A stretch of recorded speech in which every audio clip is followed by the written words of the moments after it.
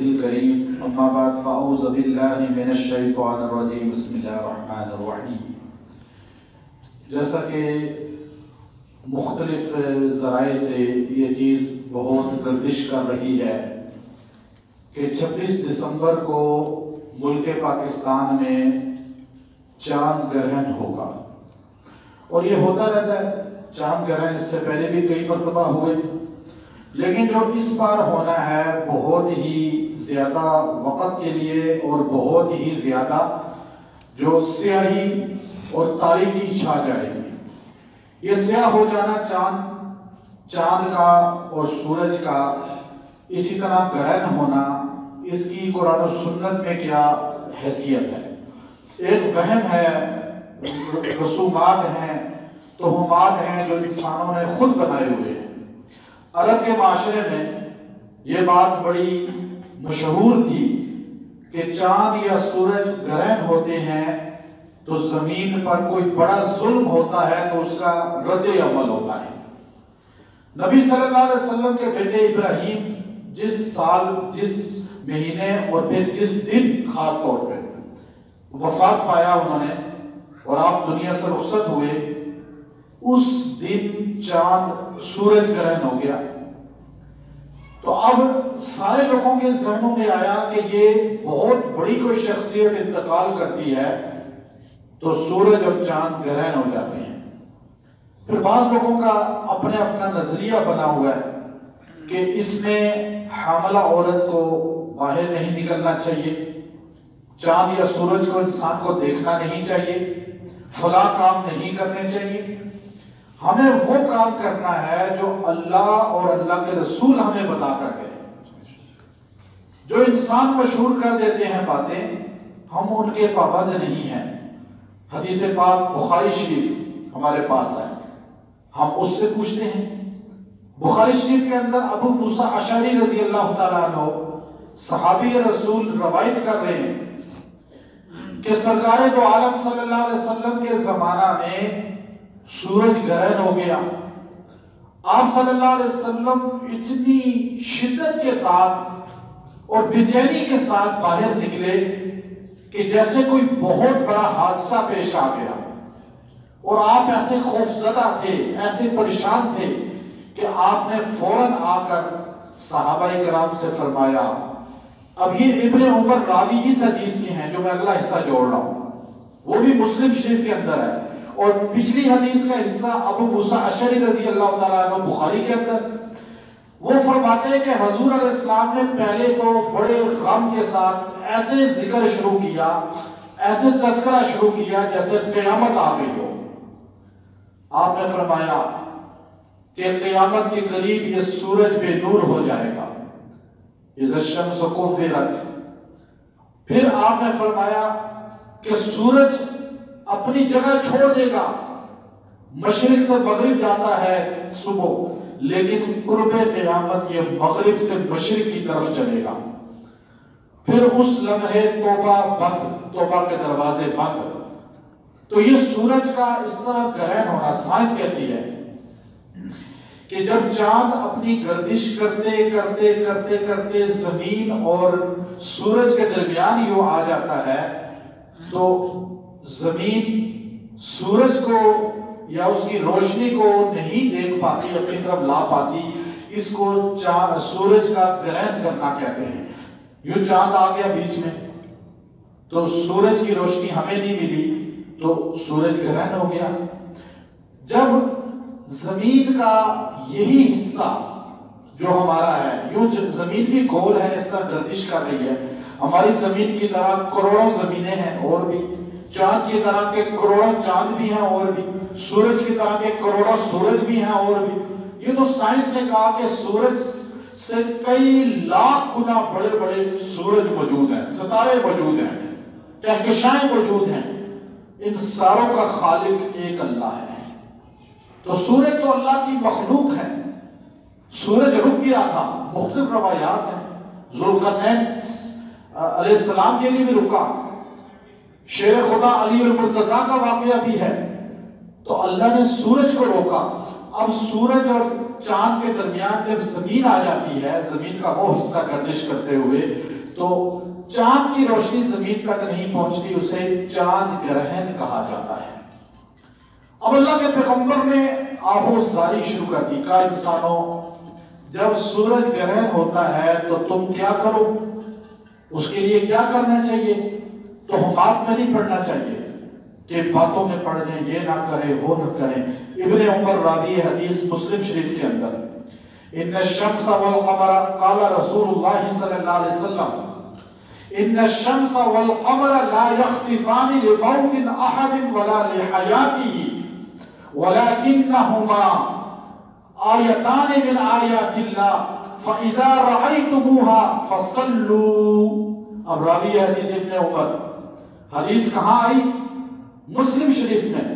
اللہ کے پیغمبر نے فرمایا ان الشمس والقمر لا يخسفان لموت ولا لحیاته، یہ جو سورج اور چاند کا اس طرح گرہن ہو جانا نہ کسی کی موت کی وجہ سے ہے نہ کسی کی پیدائش کی وجہ سے ہے۔ تو یا رسول اللہ پھر کیا ہے؟ آپ نے فرمایا وَلَكِنَّهُمَا آیَتَانِ مِنْ آیَاتِ اللَّهِ، یہ تو اللہ کی نشانیوں میں سے ایک نشانی ہے۔ فَإِذَا رَأَيْتَ، اللہ کی نشانیوں میں سے کہاں؟ سَنُرِيهِمْ آیَاتِنَا فِي الْآفَاقِ وَفِي أَنفُسِهِمْ حَتَّى يَتَبَيَّنَ لَهُمْ أَنَّهُ الْحَقُّ۔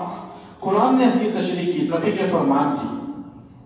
اللہ کے رسول نے کیا کہا کہ وَلَكِنَّهُمَا آیَتَانِ مِنْ آیَاتِ اللَّهِ، تو قرآن کی آیت کہتی ہے سَنُرِيهِمْ آیَاتِنَا فِي الْآفَاقِ، ہم تمہیں آسمانوں میں اپنی نشانیاں دکھائیں گے، وَفِي أَنفُسِهِمْ، تمہارے اندر بھی میں اپنی نشانیاں تمہیں دکھاؤں گا کہ تمہیں پتہ چلے، حَتَّى يَتَبَيَّنَ لَهُمْ أَنَّهُ الْحَقُّ، تمہیں پتہ چلے کہ حق صرف تمہارا نبی ہے، تمہارے نبی کے ماننے والے حق ہیں۔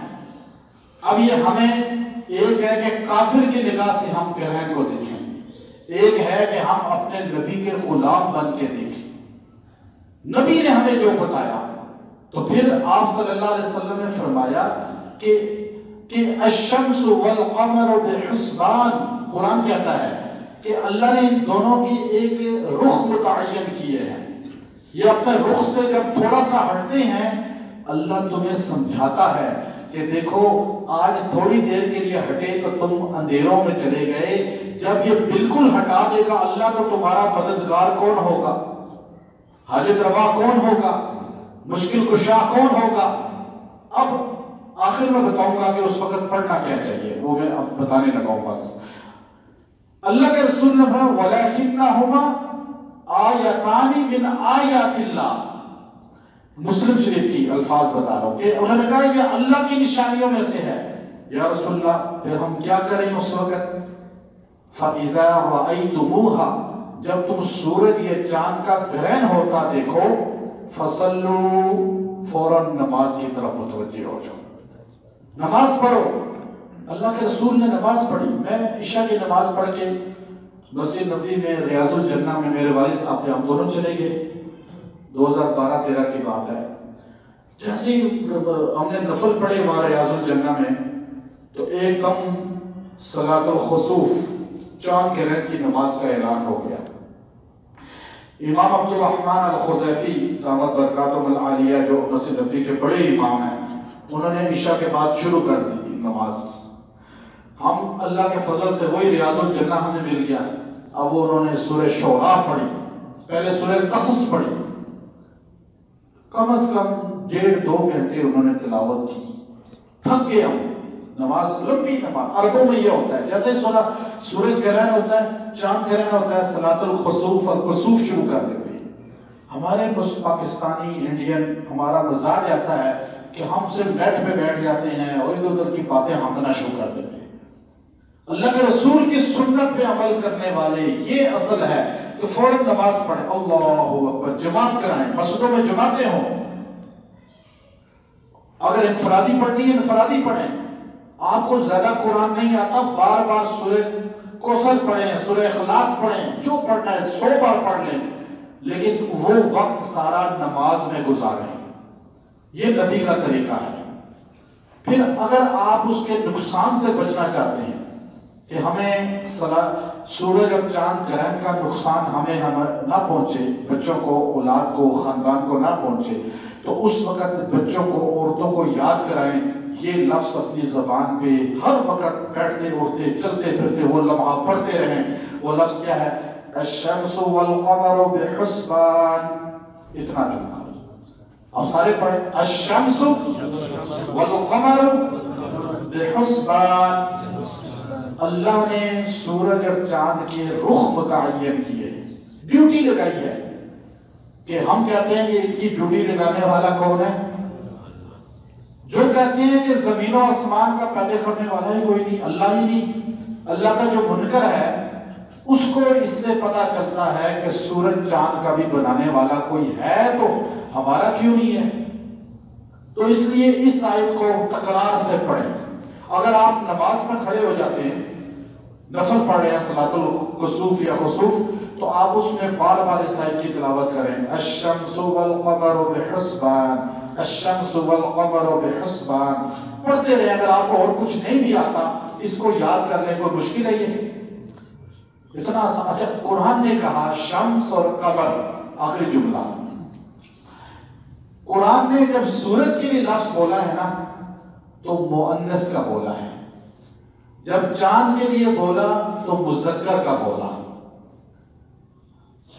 اب سائنس کہتی ہے کہ سورج اپنی روشنی ہے اس کی، اور چاند کی اپنی روشنی نہیں ہے۔